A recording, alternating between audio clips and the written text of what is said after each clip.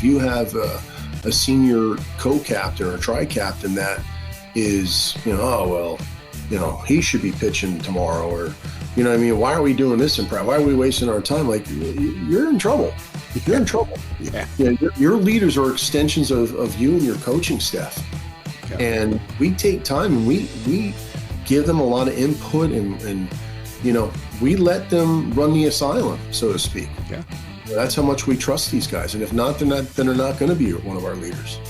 Hello, everybody, and welcome to Clearing the Bases, the podcast where we step up to the plate and dive deep into the world of youth baseball. I'm your host, Jimmy Filangieri. On this show, we discuss all things related to the preparation and development of youth baseball players, coaches, and yes, even parents. So sit back, settle in, and get ready to hear from some of the greatest baseball minds out there. And we have Steve Trimper, who's going to talk about culture in the locker room. And then followed by, and again, it all starts at 6 o'clock. And then from 9 to 10 o'clock, we'll be with all 7 coaches on stage having a roundtable. Like I said, moderated by Mike Rooney. And then we have fun at the coaches party. And then, Friday we get up and we're there 9 to 1. And we have Tommy Griffin, who's like the catching guru, who's also a New Jersey guy. All right, everybody, sit down and relax because tonight you're in for a good one. Tonight we have the head baseball coach at Governor Livingston High School in New Jersey. He's been there for 24 years, and he also played his high school baseball at Governor Livingston High School. He played his college baseball at Montclair State University, and here's the really important stuff here. He was inducted into the Union County Baseball Hall of Fame in 2019. In 2011, he was the New Jersey State Coach of the Year. He's been a 3-time Group 2 state champ in 2011, 15, and 24. He's been a 4-time Union County tournament champ, 2016, 18, 21, and 24. And he is the vice president of the New Jersey High School Baseball Coaches Association. Now, if that doesn't impress you, I don't know what will. But before I pull back the curtain and reveal who this amazing coach is, let's listen to a few words about the 6-Tool app. For baseball coaches like you, every game brings measurable progress. However, game time isn't the time for trial and error learning. Instead, have a proactive approach. Use 6-Tool, the best baseball player development tool on the market. We provide a platform to level up your coaching strategy by helping you to quickly identify and address your players' knowledge of the game. By using our easy-to-implement interactive player quizzes, you can assess position-specific issues, overall baseball IQ, and much more. Win more games and develop better overall baseball players with effective off-the-field training. Visit us at 6-tool.com. 6-Tool. Get ahead in the game. So tonight we're going to welcome on Chris Roof. How you doing tonight, Chris? Good, Jimmy. Thank you, man. You did your homework on me. I'm very impressed. You know what? I have to, otherwise I'll sound like a moron. I'll be stuttering. Never, man. I'll be stuttering and stammering. So, everybody out there, I want to let you know that, a friend of the show, Scott Stelz, he was on a while back, and a couple of weeks ago, I get a call from Scott, and he said, "Hey, Jim, I got to hook you up with this guy, Chris Roof," and we went back and forth, and then Chris and I got on the phone, and I got to tell you something, Chris. I spoke to you for what, half hour, about, maybe even less? It might have been at least 45 minutes, Jimmy. Okay. We were talking for a while, man. And, it's amazing how we had that conversation, and I felt like I knew you my whole life, so this is going to be great. Yeah, you're my best friend. You're my new best friend now, Jimmy. So let's get into it a little bit. Talk to me about your state championship runs. Now, you've been a state champ how many times? For the whole state, since I've been a head coach, 3 times, which after the first one in 2011, I was like, I just wanted that one, to say I had won. And then when we won again in 15, it's like, wow, that's pretty cool. That's 2. And then last year was just amazing, now making it 3. And the real cool thing was our high school, Governor Livingston, we have 4 in the history. And I was a part of that too. In 1999, I was a young assistant with my mentor, Coach Bill Howard. So I've been a part of all 4 GL, which is really special to me, obviously, because like you said, I went there. Well, let me put it to you this way. We all know that most coaches don't get 1. So, that's a major accomplishment. Yeah, thank you. And we got to another one in 06. That was my 4 or 5. That was my 3rd year back at Governor Livingston, and we lost to a very good Hanover Park team. Wow. Yeah, that's like I said, that's really impressive. And then, the Hall of Fame and, all of this stuff. Hey, I tip my hat to you because, look, we all know how hard coaching is, and we know how hard these things are to come by and to get there. Again, like you and Scott, both state champs many times, just a fantastic accomplishment. Again, I really appreciate the kind words. You get it. You're a coach. You're a very good coach. And, to be completely blunt and honest, I mean, it's you got to have talent. I mean, number one, and you got to have great coaches. Yeah. And I've been very fortunate from day one to have that. And kids who have bought into what we do, as in our program. And like I said, we wouldn't have won as much if we didn't have a combination of a couple things. Yeah. Well, talk to me about that a little bit, because I agree with you 100%. If the kids don't buy in, then you're just banging your head against the wall. So what's your secret? The secret is that we try to get around our kids. Governor Livingston is I think I told you when we were talking that one day that in New Jersey, public high schools were broken into 4 groups, Group 1 being the smallest and Group 4 being the biggest. So we're sort of somewhere in the middle where we have close to 800 students. And this is low, actually. It's a little bit higher, but now, like I said, we're about 800 people. And, it's 2 towns. It's Berkeley Heights, where I grew up, and it's Mountainside, which is actually pretty funny because that's where my wife grew up. Okay. And we both consist of, like I said, they both feed into Governor Livingston High School. And we've been doing, I do a summer camp for 2 weeks every summer, and I've been doing that ever since I've been an assistant coach. We do winter stuff and we do fall stuff. So we're really around these kids as much as we possibly can be. But it starts then with them knowing who I am and me knowing them, and more importantly, their parents.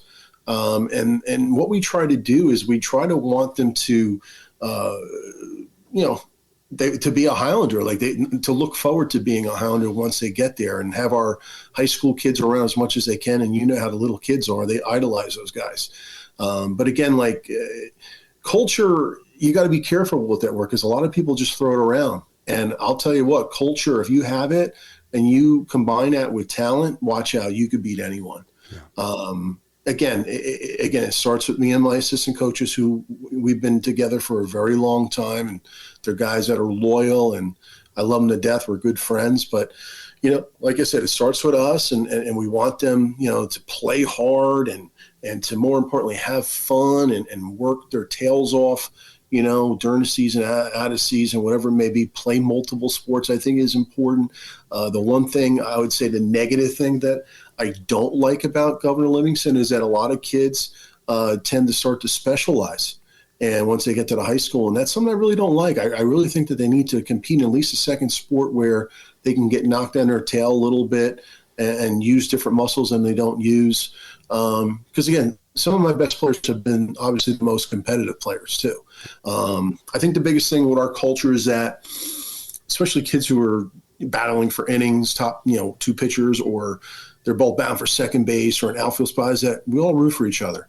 Like I said, there's no jealousy. I mean, if they do, they hide it real well, but that's something we've really preached from day one, is to really root for one another.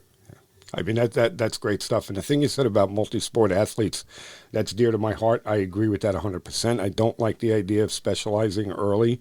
There's a time for that. And, maybe when you're a junior, you want to specialize, yeah, that's fine. But it's funny because I just got an email from a freshman parent. Now, the kid just got into the school, and she emailed me and she said, Coach, I didn't realize that baseball goes on all year round, with meetings, and I talk to people all the time and do Zoom meetings with them to do mental performance stuff. And she said, I would have never had him sign up for another sport if I would have known this. And I emailed her right back and I said, don't be silly. I said, no. I said, I want him to play another sport. Let him go do his thing.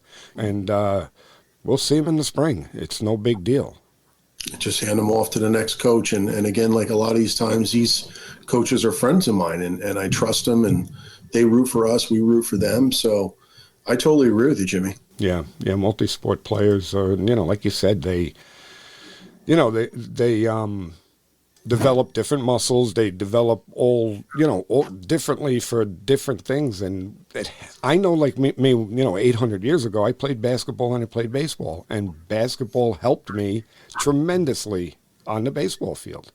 No doubt. I mean, it's fun too. I did the same thing. Love basketball. Yeah. So 6'1", 6'2" center though was a little tough. I'm not gonna lie to you. Thank God I could jump a little bit. Well, I was a 5'8" point guard, so there you go. Nice. Yeah. So you got a big event coming up Thursday, December 5th, Friday, December 6th. Tell us a little bit about it.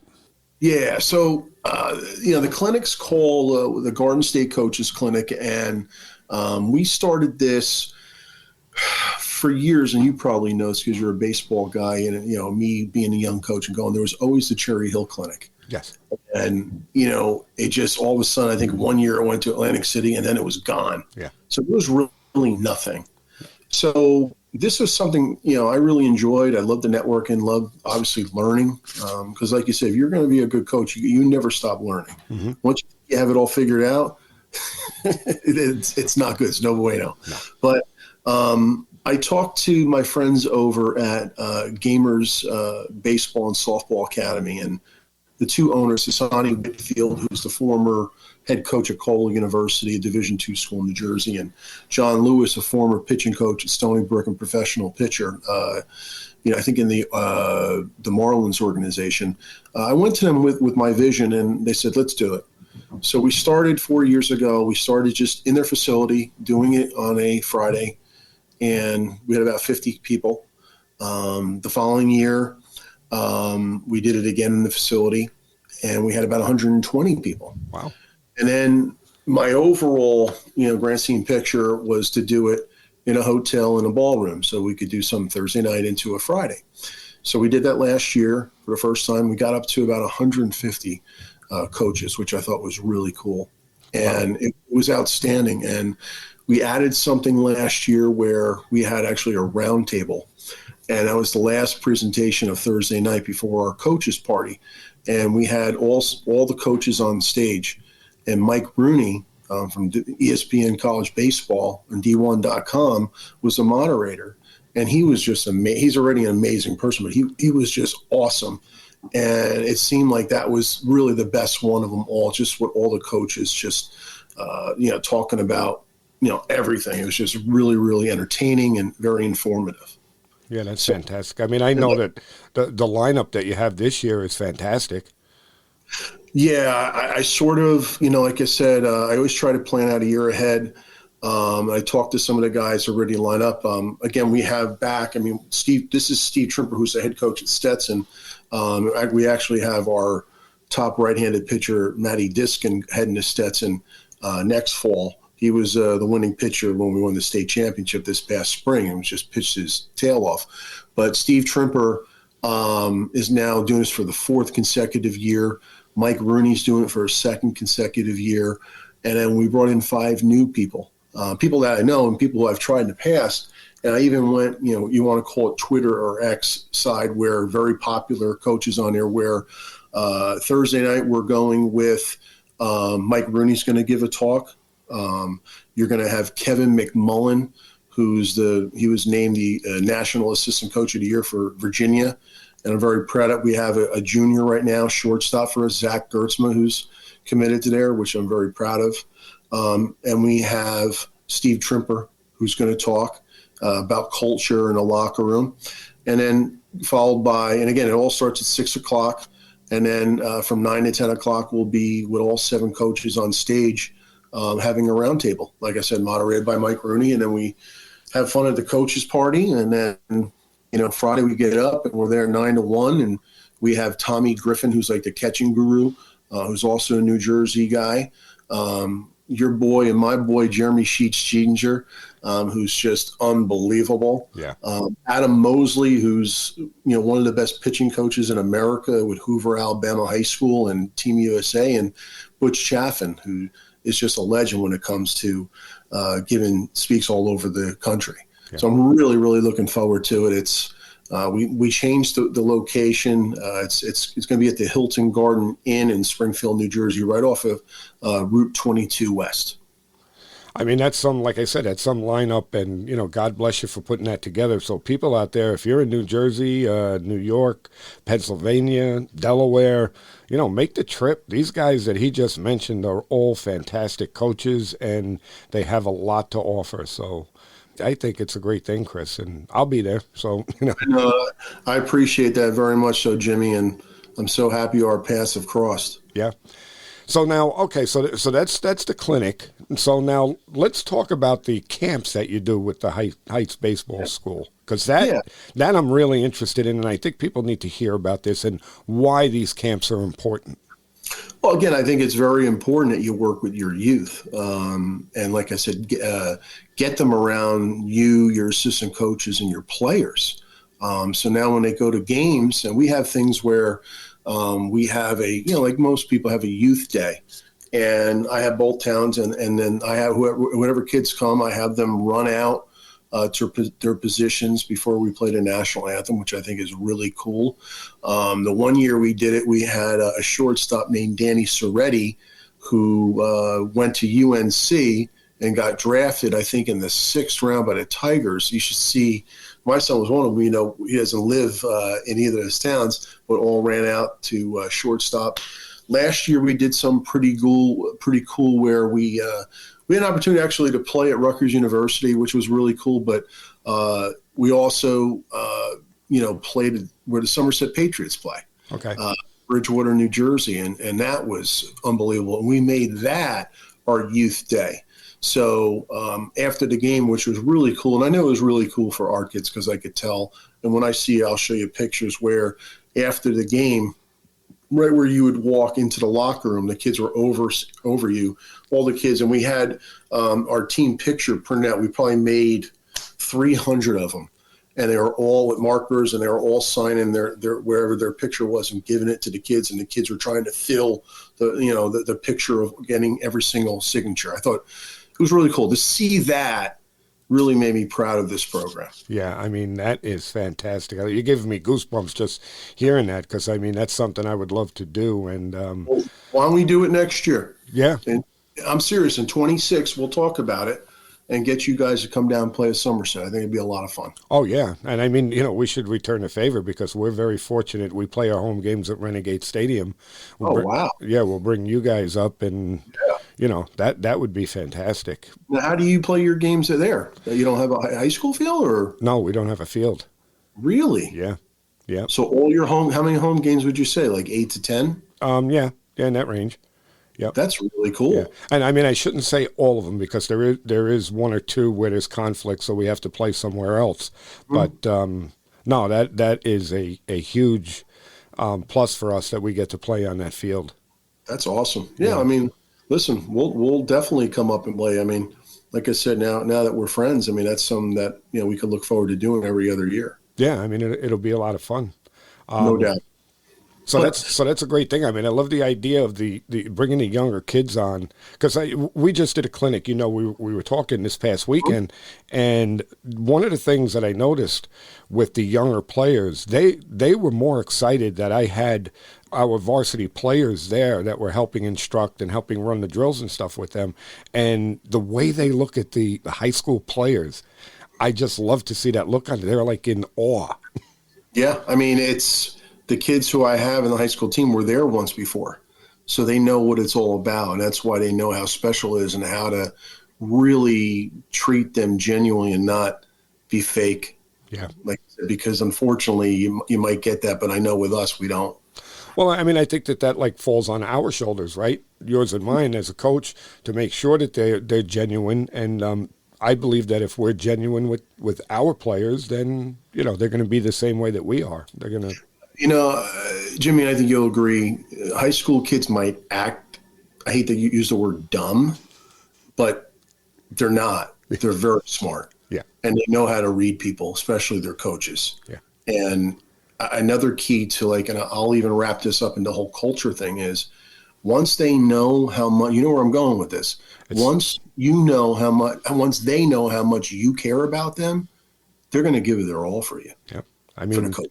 And that's what we're one big family. And it's obviously you're not going to win every single year, the last game of the year, but because you're usually losing in that state, tournament, but it's heart-wrenching, most years saying goodbye to these kids and, they're breaking down crying. And it's when that happens, you really touched your players. Yeah. Yeah. We, one of the things that I told you I was taking that class with Sheets, one of the things he made us do was reach out to our team and ask them 3 words that describe our program. And the idea of it was that us as coaches, we should hammer home, like in my case, it's sportsmanship, character, integrity, and discipline. Those 4 things. They should be able to take that right off their tongue and it came out. Well, I knew that I hadn't done a good job of hammering that home, so I was curious to see what they would say. And the majority of the players used the word family. And when I saw that in text after text after text, I got teary-eyed because they said, I'm doing something right. You always hear Butch Chaffin, I always listen to stuff, he called me the baseball loser. I'm listening to podcasts, every day to and from school. And I do listen to music, but, I enjoy doing that. But Butch would always talk about, saying how much he says he loves his kids. And I do the same thing. And I'm not, bullshitting. I'm telling the truth. You know what I mean? And we had a really young, this core from last year was together for the most part, the first year, and a lot of the core were freshmen and sophomores. And we pulled a Sheets chapter where we did hero, hardship, and highlight. And I started with me and went to a coach, and we tried to do 4 to 5 a day. So everybody had a chance to go and speak in front of their team. And I'm telling you, Jimmy, if you haven't done that, do it. Yeah. Because it's heart-wrenching. Yeah. And people really open up, and as a team, you really get closer. So that's something that I really, really highly recommend. And again, I didn't do that last year. I was looking forward to it. I didn't do it because pretty much everybody was back. So, lot of tears. Tell me that again. Heroes? Hero, yep. Hardship, highlight. And a kid has to, or a coach has to talk about each 3 things in their life. Who's a hero of theirs, what was the hardest time in their life, et cetera, so it's really, really good. Yeah. And I mean that when you just made reference to Chaffin, and I've talked about that on the show many, many times where I learned it from him about letting your players know that you love them. And in the beginning, it's hard to do because it feels uncomfortable. But the more you do it, the more you get used to it. And I'll tell you, just the other day, I had a player that I probably haven't coached for 3-4 years. And he texted me. I coached him in travel ball. He texted me and he said, "Hey, coach, I wanted to let you know that I committed, da-da-da-da-da." He went through all of this stuff. And I answered him back and I said, "I'm proud of you, this and that." And at the very end, I said, "I love you, bud." He texted me right back. He said, "Thank you, coach." He said, "I love you too." And that's what it's all about, Jimmy. That's why we do what we do, right, bud? That's it. I mean, it's nice to win games too at the end, but I mean, really, what are we trying to do? We're trying to develop these young men, these young, kids into men. Yeah. And if we can do that, and the quicker they get it, because again, they might not get it as a sophomore, but maybe as a junior and a senior. Yeah. And definitely that last game, they get it. Yeah. Because I've had kids who have either texted me or called me or have come back and said, "You know what, coach, I get it." Yeah. And that's awesome. Yeah. That's good stuff. But, like you said, I mean, if we're good with setting the culture and, having a being a good role model, well, the wins are going to kind of take care of themselves. Correct. 100%. And it's nice because I'm a little spoiled where with what we do with our camps, in the summer and the fall and the winter when they're little, is that like I know these kids ever since they've been in first, second, third grade. You know what I mean? So it's pretty special, seeing these kids, every single, almost like your own children, Yeah. Growing up and getting bigger and stronger and stuff like that. So yeah, that's I love that. So now, like you say, you see them when they're young, because now you're a public school, so you have. I mean, how do you get to see these kids when they're, like you said, like a first grader, second grader? How do you see them? Well, what they do is, and again, I think the parents want to try to get their kids in front of the coaching staff and myself. Like I said, we have, a facility in the fall. We just started doing it probably a couple of years ago where, and again, if they're not, playing football or soccer or whatever in the fall, which they should be doing, then they'll come to our clinic, in a facility and we'll do that. Wintertime, we're gearing up for January and February for like 8 sessions. Again, we, get our kids. I mean, I'm actually adding a phase this year where we've always done obviously hitting and defense. Pitching's a little bit more tougher, but I'm hiring a speed trainer, and there's an area over there where they're going to do speed and agility for a first time. So, I think that's great, introduction for first, second, and third graders trying to run with the right form, and they just love running around in general. But it's a third phase I added that I wanted to do. And then our big thing is the summertime. That's more of a fun, competitive type camp where they're out in the field and trying to win trophies and out of competitions and stuff like that, and playing games in the afternoon, where the fall and the winter are more, really heavily instructive. Yeah, that's great. So you pretty much run those type of things all year round then. So winter, summer, and fall. Yeah, me and my assistant coaches, and I'm very lucky enough to do it with the people who helped me start this clinic, the Gamers guys, John and Hassani, at their 2 facilities, one that's in Kenilworth, New Jersey, and another one that just opened up in our town, Berkeley Heights. Oh, great. I'd be remiss not to say, too, I'm so proud of, what our association has done. I'm with a bunch of great guys on the executive committee that are just like me, and you'll get a chance to meet them after I introduce you to all the guys, and you'll love them. But they are also a part of this Garden State Coaches Clinic, also helping run this, and just like you said, just trying to get word out, and also everything that we're doing with the because again, New Jersey, we didn't have an association, believe it or not. We don't in New York. It's unbelievable. Yeah. I can't tell you how important it is to have one. And just like you said, Jimmy, you're like us, the camaraderie that, just us talking and what we're trying to do, and with the state, and, from, the top all the way down to Cape May, Yeah. I mean, I tell you, if I wasn't so busy between my regular job, coaching high school, doing the podcast, if I wasn't so busy, I would go on a crusade to get a New York State Coaches Association, because it to me, it's mind-boggling that we don't have one, a state this big. Did you ever have one? I really don't know. I don't think so. Scott would know that one. He'd know that. Yeah, he would know. I'm going to ask him, but I think it's something that, God, it's so important. I mean, you get a bunch of coaches in a room, a bunch of like-minded coaches in a room, and the things, I was just down in Georgia for the Youth Baseball Summit, and let me tell you something. We're in there with about 35, 40, maybe even up to 50 guys, and the conversations that we're having. Now, the whole purpose of being there is to try and come up with solutions and actionable solutions to help youth baseball.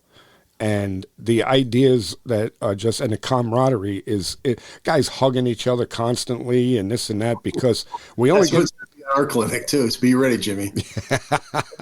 Yeah, I mean, and somebody actually said it to me. Oh, you guys hugging all? I said, we only see each other twice a year. Yeah. And we enjoy each other's company. I mean, tell me if I'm wrong. I think one of the biggest problems with youth sport, or at least youth baseball, is travel ball. Yes.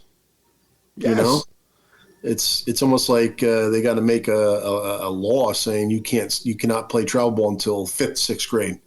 You know what I mean? It's we actually had a parent, which I've never have seen this in my 25 years as a head coach, a guy named Mike Gertzman's, Zach's father.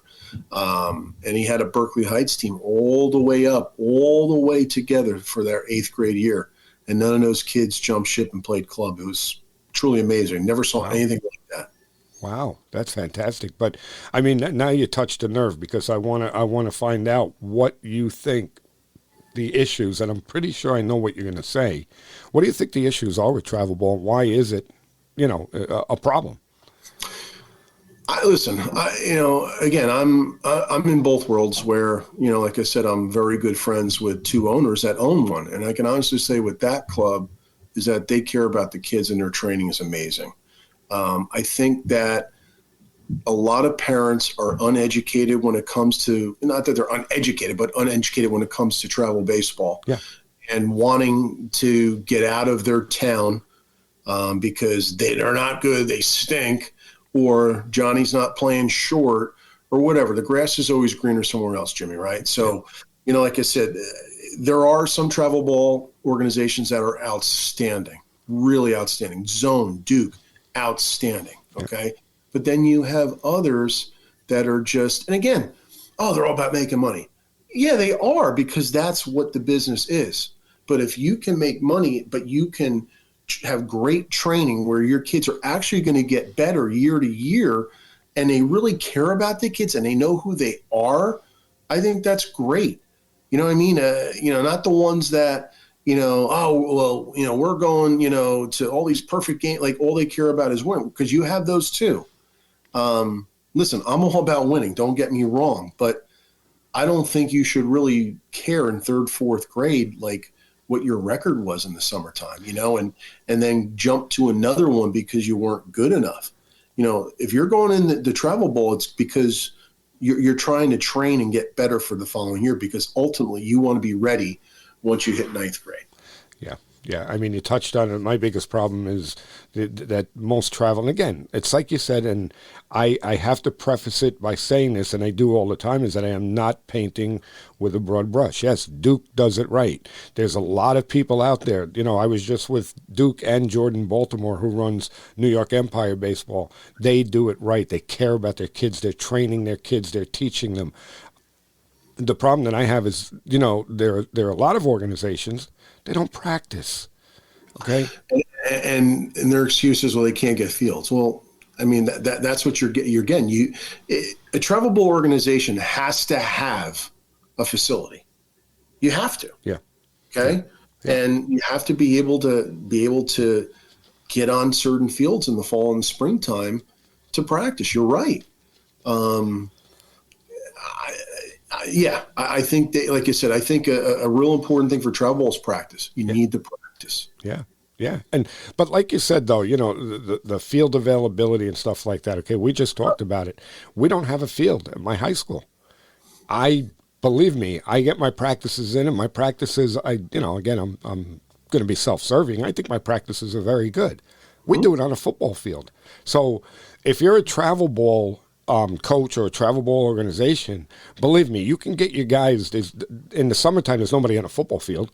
Go to a local football, go to a local soccer field, go anywhere, okay, where you could run drills. And you know what, Chris, we'll set up a field where I'll have right field and center field available to me. Okay, left field is too short, so we don't do it.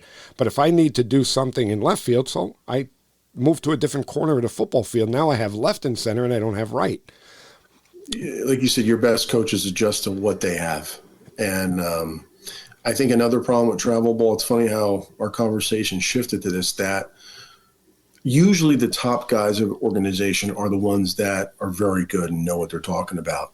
But now especially when you have more teams and it's really hard to find coaches, and you're having an 18-year-old, 19-year-old try to coach a team, and they've never coached a team. You know what I mean? So that's the hard part. And again, this is even another reason, Jimmy, why going to a coach's clinic is very important for some of these travel organizations, and get these coaches to get them some professional development. Yeah. Yeah. And again, that was one of my other pet peeves, is that I went on, in this area, we have a Greater Hudson Valley Baseball League. So where all these travel teams go and they play their league play. And I counted the teams there one season. Chris, they have 600 travel baseball teams in this league. Okay. Oh my God. You cannot tell me that there are 1,200 baseball coaches in this area that are able to help these kids. No. No, that some of them sound like money getters right there. And some coaches are probably like, listen, like, my son plays and my daughter play in the same organization, and, they're there for a reason, or I wouldn't have them there. You know what I mean? But like, I want one coach. I don't want the head coach of my daughter's softball team or head coach of my son's baseball team now going and coach another team. You know what I mean? It's just, selfishly. But I think that's part of the problem. They don't have enough, bodies to cover all the teams that they have. Again, more teams and more money. I get that, but I think you need, quality over quantity. Yeah. Yeah. And I mean, again, like you said about the coaches, you get the young coaches, and because I've seen it where when I was coaching travel ball, there was occasions where I would go around to the other teams to see what the coaches were doing, so that, the owner of the organization, I'd report back to him and say, this is good, that's bad, whatever. And I can't tell you how many times I went there and I saw coaches, sitting on a bucket looking at their phone. I was just going to say that. Okay. It's and the world we live in. I am not the type of person that'll go over and say, hey, come on, don't do that. That's not the way that went. I went over and I blew up. Listen, I agree 100% with you, man. But like I said, I always tell the kids something. It's not your fault. This is just a generation that we're living in right now. Yeah. And we're having a tough time because of when we grew up. If we grew up this time, me and you would be on the phones too. Oh yeah, yeah. You're probably right. Yeah, we would. But I don't know. It's one other quick story. That one time we were at a practice, and it was one of the younger coaches. He used to be a pitcher in college, and me and the owner of the organization were sitting down because they were doing BP, so he was just throwing and the boys were just hitting. We didn't need to be on the field. Now, at the time, I was probably about, I don't know, maybe about 55 years old.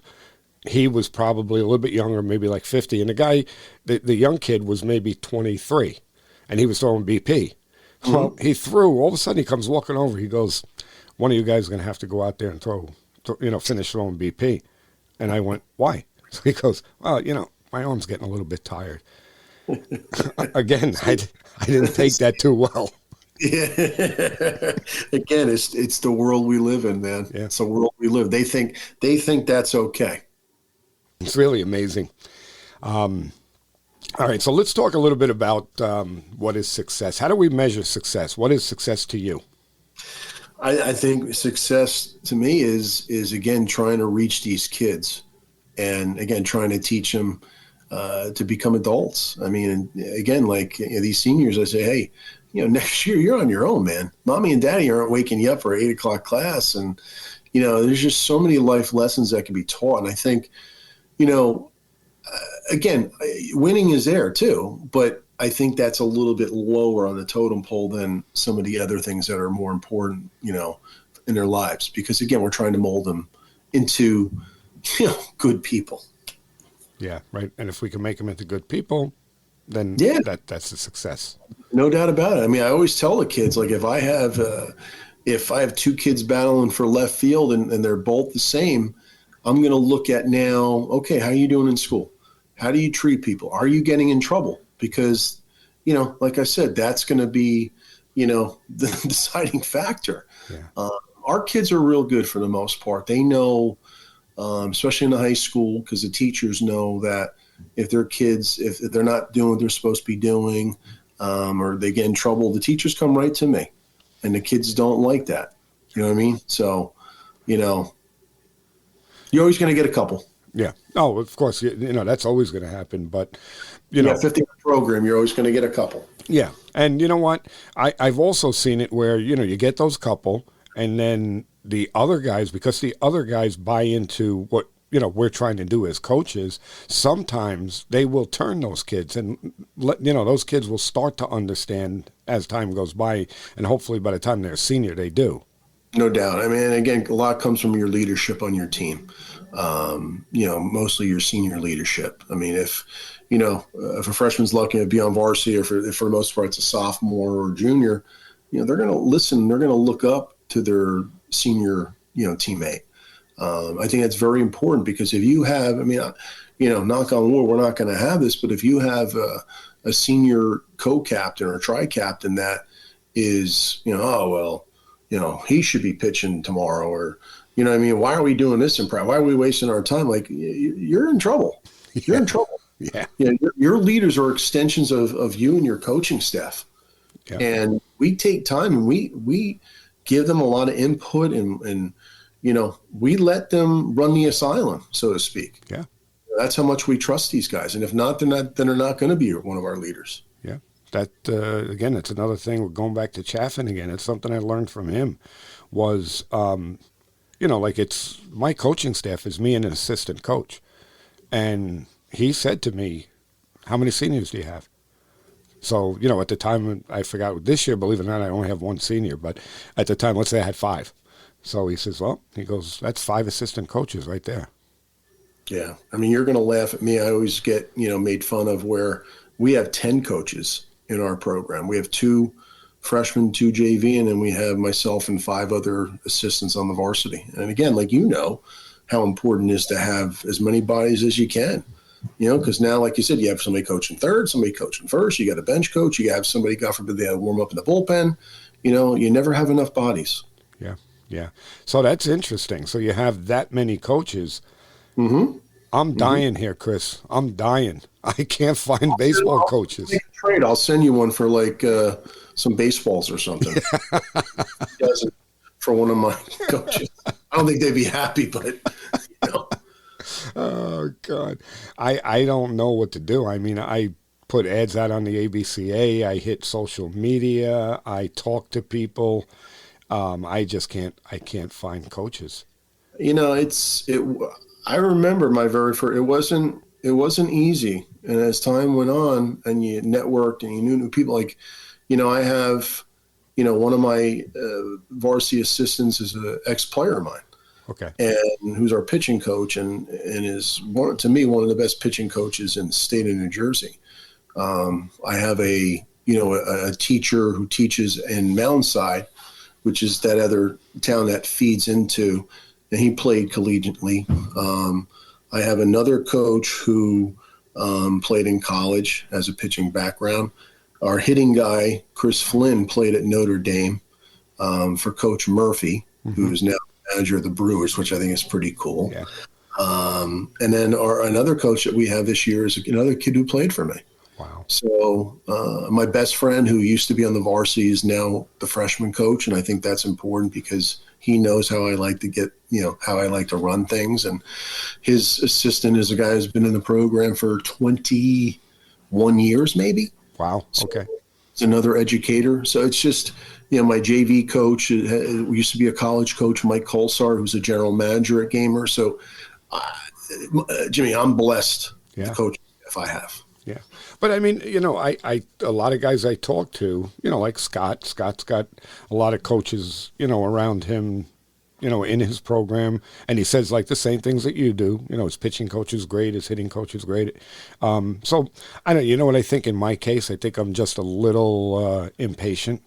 I want things to go, and it's just so hard finding coaches. And, the other thing too, is that I coach in a private school. So the money's not there like it is in a public school. The coaches get paid a lot more in public school. Well, we only have 4 of those 10 coaches get paid through the school. The other 6, we pay in a different way where we have to raise money and stuff like that. Yeah. I even have to do that because the current coaches that I have, they wouldn't pay for all of them. So we raise money so that they can get paid. But it's funny. I did it today, Jimmy, where I was talking to a parent of mine who I'm very friendly with.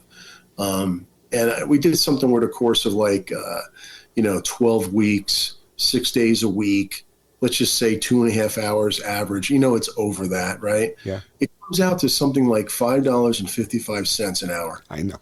That's ridiculous. Yeah, it really is. People want to complain. Yeah. You know what I mean? Oh, he does. But now here they are, volunteers. They're there all this time busting their tail to try to make your son a better baseball player in person. Yeah. And that's what parents sometimes don't see. Yeah. Yeah. No, it's true. But And the other thing too is that it goes back to what we were talking about before with educating coaches. I also believe that a lot of people will shy away from coaching because they feel like they don't know enough, but they're not willing to go out and learn to be able to do it. Right. You know what I mean? So they go on YouTube and they think they can, and you can, but it's still not the same.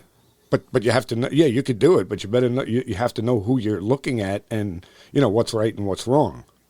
Yeah, and these new young coaches that want to coach, I do feel bad for them in the world that we live in terms of, HIB and all this other stuff that, they're getting themselves in trouble and stuff like that. And I know it can happen to anyone, but again, we've been doing it for a long time. So, you want to think that you're always doing the right thing, but these parents take advantage of these young coaches. Yeah, and that's a shame. I've always said that that's one thing that, at least in my case, I think that is a big advantage for me is because of my age. I can be and I talk to my parents like I would talk to my kids. I do. And I just tell them that here's the way it is and da-da-da-da-da. And if I catch you and I talk to my parents this way, if I catch you getting out of line, you're not going to have to worry about dealing with the umpire or dealing with administration or security. You got to worry about dealing with me, and it ain't going to be pretty. Yeah, you're not going to make me look like an idiot. It ain't going to happen. And their kids see that, and that's why their kids act like that. Yeah. So, a couple of things. I'm just looking at the time. I can't believe how fast the time is going. But there's a couple of things that I wanted to get your opinion on. Go ahead. The biggest thing with me as a coach in practice, the best 20 minutes of practice is catch play. Talk to me about that.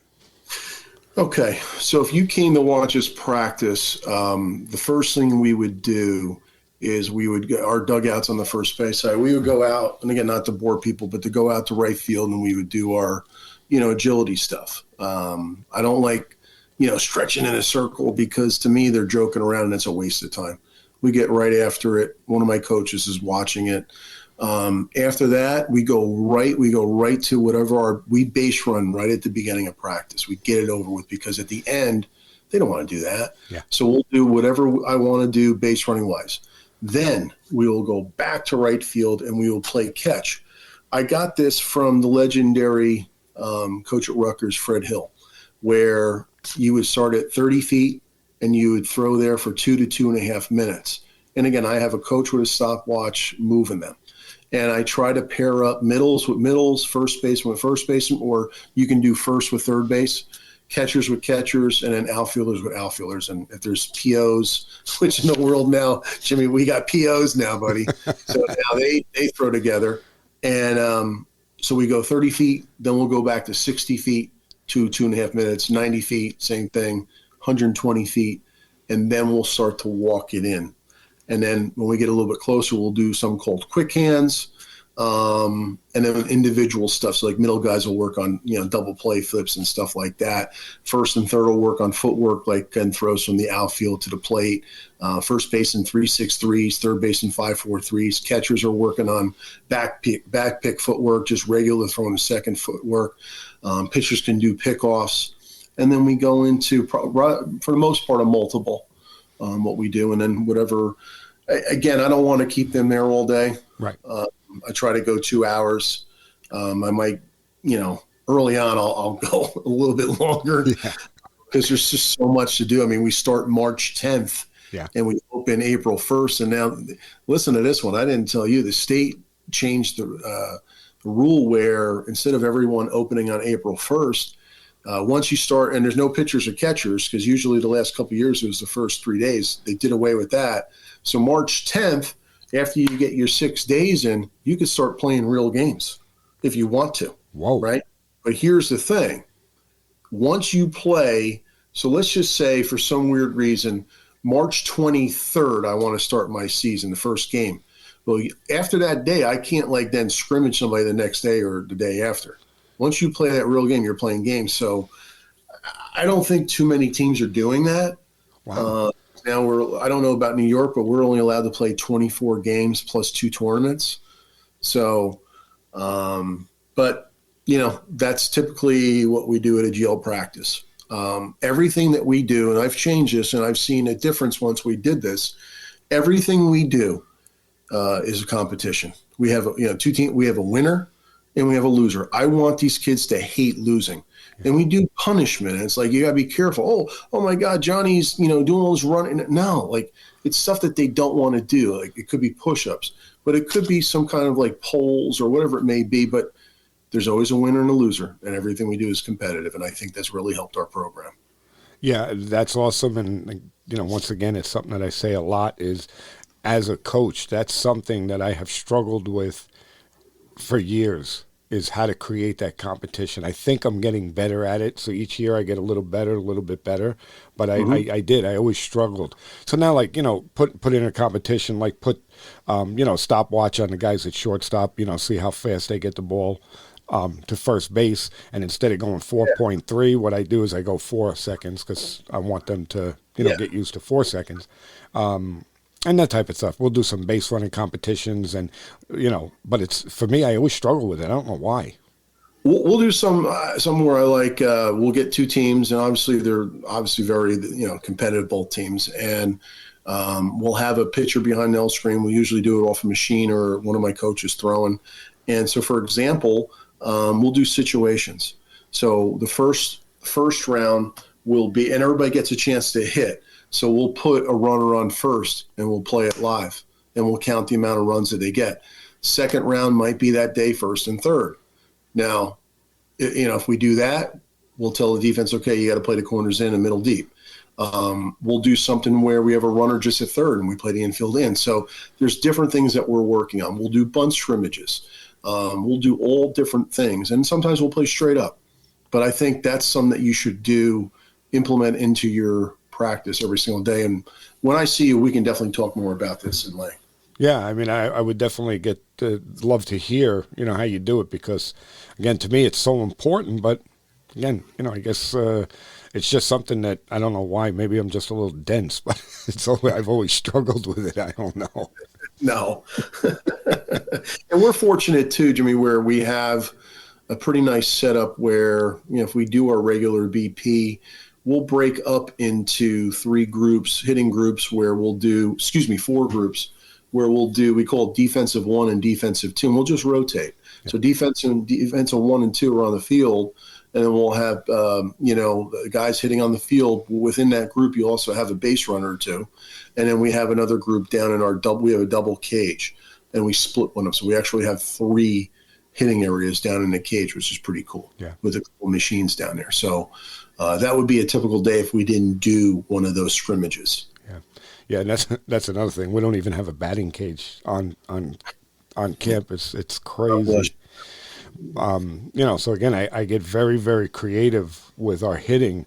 It's funny. What I'll do is, like I had said to you before, I'll set up a diamond, and I'll purposely not have left field. Mm-hmm. And again, it's like another competition. If you hit the ball to left field, it's a point against you. Okay. Yeah. I want everybody going the opposite way. And, it is good because we're training guys to hit the opposite way, but you got to get creative. But in the wintertime, we're lucky we have a local community college that last year didn't have their baseball program, and it seems like this year they're not going to. And they have a pretty good – what's that? What school? Dutchess Community. Okay. And we used their indoor facility all last year, and hopefully we're going to be able to do that again this year. So then I have like 1, 2, 3, 4. I have 4 cages. I could actually split those cages in half and have 8 hitting stations. That's great. Yeah. That's great. I went down to Nashville one time, my wife, and I went down. I was very fortunate. I played with Scotty Brown, who's their pitching coach, and we're friends. Yeah. So Scotty, I went in there, and they were doing a scrimmage where they had those little small cones spread out from left field line to right field line, but a certain distance out. How many feet? Maybe 200. I don't know what it was. So I said to Brownie after, I said, what was that all about? And he just said that they're trying to visually see, like trying to hit power ground balls or line drives. And if anything's in the air, line drive, it has to be before that. Anything behind it, even if it went out, was an automatic out. So I thought that was pretty interesting what they did. Yeah, yeah. Anything that we could do to create that type of, we'll call it game for the kids Yeah. to do is, yeah. I love that competition because again, I always feel that younger guys don't know how to compete the way we did because we were always playing, we were always in the streets competing, we were in the schoolyard. They don't do Right. that. No, they're all playing video games. Right, and if it goes bad, they reset it. That's a good one. That's good, Jimmy. I like that.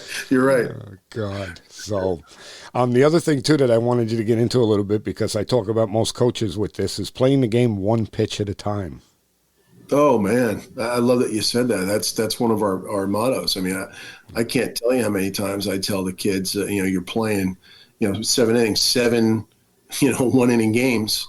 Yeah. And the more you can win out of the 7, you're probably going to win the game. But, one pitch at a time. I believe in all that stuff, one pitch at a time. And, I'm really big on, I don't know if I think I might have told you when we talked, but we meditate. So do we. People laugh, we meditate.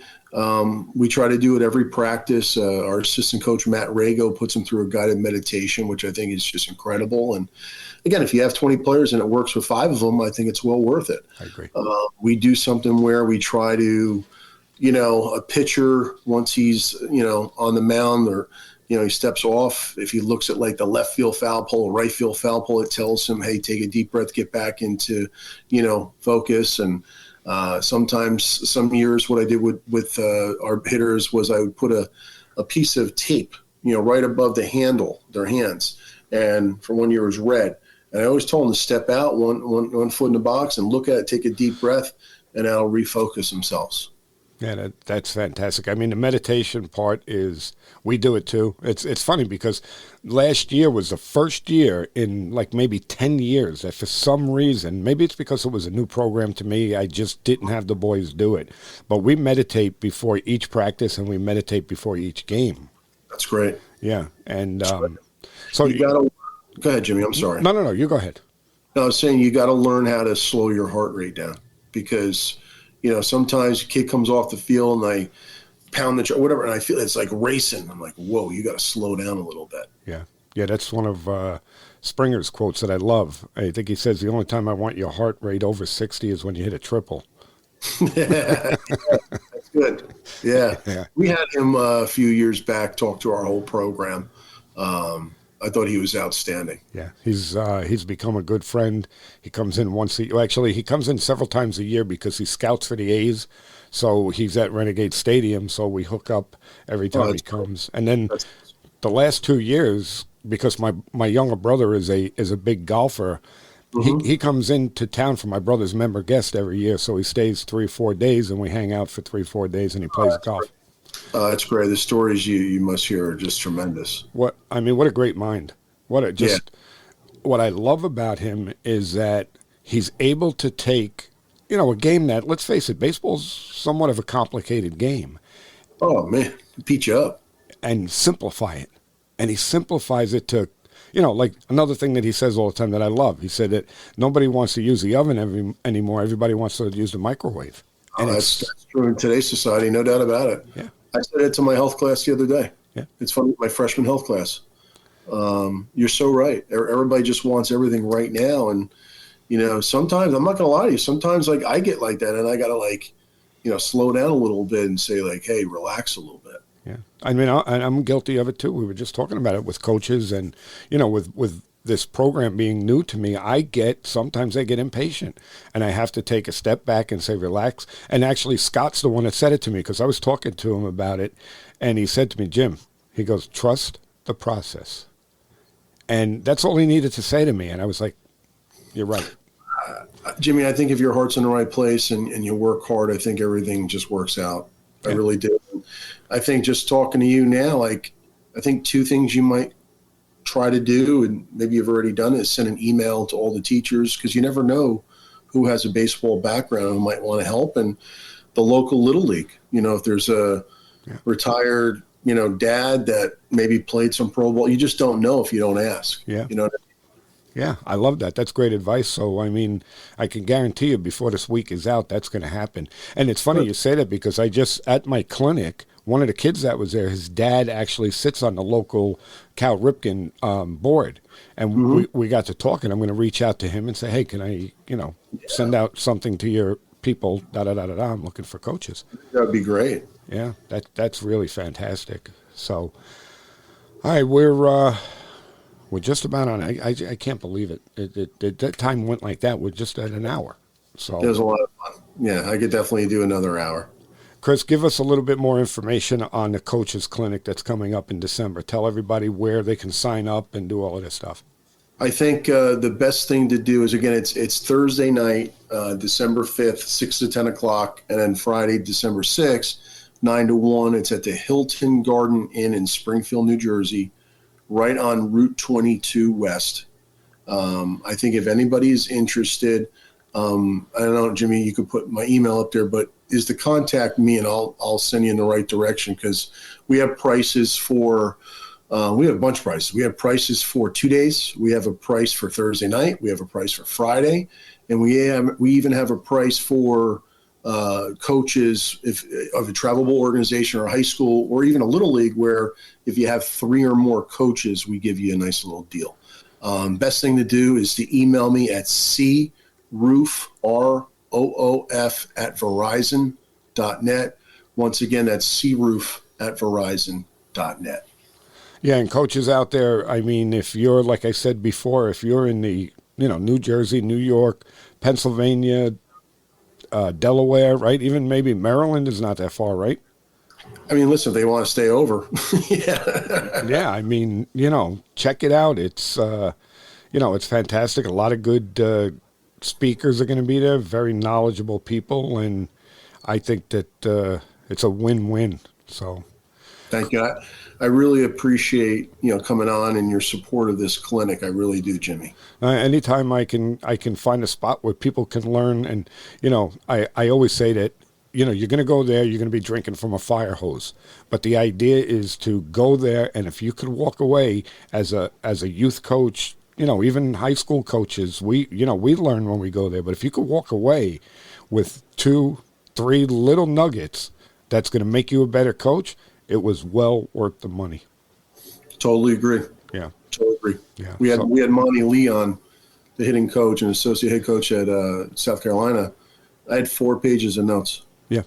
In his 45-minute talk, and we had a fall coaches clinic at Rutgers, and the retired Ed Blankemeyer, legend Hall of Famer from St. John's, did an awesome presentation where I had a ton of notes. So if you really care and you want to get better, like you said, you're going to go and do these things, and you're going to, even like you just said, 1 or 2 things, it's well worth it. Of course. I tried to get on the Monty Lee call, but it was, by the time I got on, it was... that night, it was funny. We have an association Zoom that takes, I think, 250 to 300 people. That night, our president had some going on, so we had to use someone else's, and it only took 100. Yeah. And like you said, there was a lot of coaches getting texts, we can't get in, we can't get in. So we had 100 on the whole time, but we probably could have had another 100 to 150 on. So yeah, because one thing that I was very happy about is about 3 or 4 of my players were able to get in. They went on early enough, and they were there. That's awesome. So that made me happy. I said, you know what, I wanted to get there, but just that you guys got there, and we went over it a little bit this weekend, and they learned a lot. That's awesome. That's great to hear. I didn't know that. That's awesome. Yeah. So again, I appreciate you, making me aware of that, because my boys just got better. So well, every first Tuesday every month, you're more than welcome. You'll be invited. December, I have Shane Gerke, the associate head coach, recruiting coordinator at Stetson University, talking about recruiting. Good. So if that's something you want to send out to your kids and parents, and January we have Rob Totoma. Oh. Okay. Coach at San Francisco, former FDU TNEC Division I coach, who is amazing with base running, and he'll be on doing that. He's a local guy. He's from Yorktown. Yes. He's a New York guy. Yep. Yeah. Yeah, that's fantastic. But all right, Chris, first of all, it was I got to thank Scott for putting us in touch with each other, because this is fantastic. And I really appreciate you coming on. I think that this was a great conversation. Thank you. I agree, and I do. I thank you, Scott. So, yeah, I'll see you in, what is it? It's like 2-3 weeks, right? From this Thursday, it'll be 2 weeks, Jimmy. Wow. Man, time flies. Fast, man. I can't wait. Yeah. So I'll see you in a couple of weeks, and I'm looking forward to it.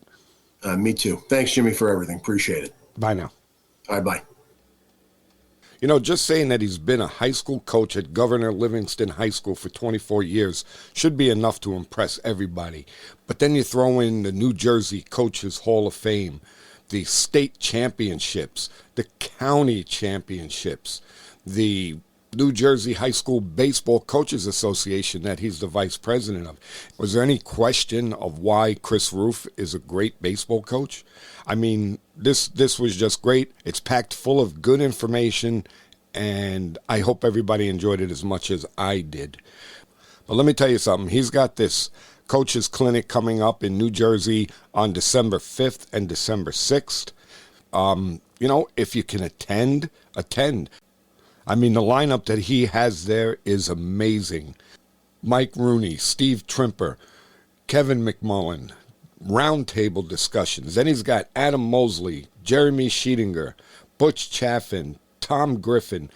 I mean, these are all great baseball minds that, you know, if you sit down and you listen to them for a little bit, again, you're not going to take everything that they say and be able to bring that home, but take out your pad and your pen and take down some notes. If you get 3, 4, 5 things that you could take back with you, take back to your team to help your boys be better players.